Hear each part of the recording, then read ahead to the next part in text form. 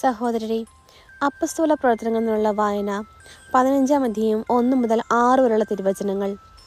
യൂദയായിൽ നിന്ന് ചിലർ അവിടെ വന്ന് മോശയുടെ നിയമമനുസരിച്ച് പരിച്ഛേദന ചെയ്യപ്പെടാത്ത പക്ഷം രക്ഷ പ്രാപിക്കുവാൻ സാധ്യമല്ല എന്ന് സഹോദരരെ പഠിപ്പിച്ചു.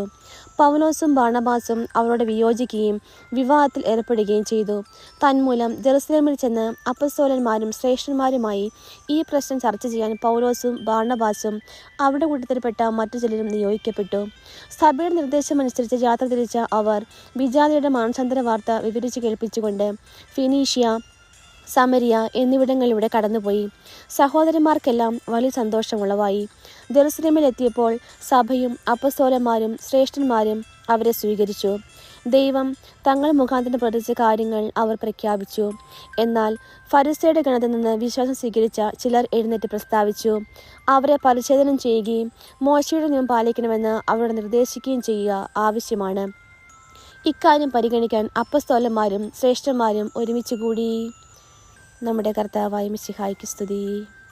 സഹോദരരെ, വിശുദ്ധ യോഹന്നാൻ എഴുതിയ സുവിശേഷം 15-ാം അധ്യായം 1 മുതൽ 8 വരെയുള്ള തിരുവചനങ്ങൾ. ഞാൻ സാക്ഷാൽ മുന്തിരിച്ചെടിയും എൻ്റെ പിതാവ് കൃഷിക്കാരനുമാണ്.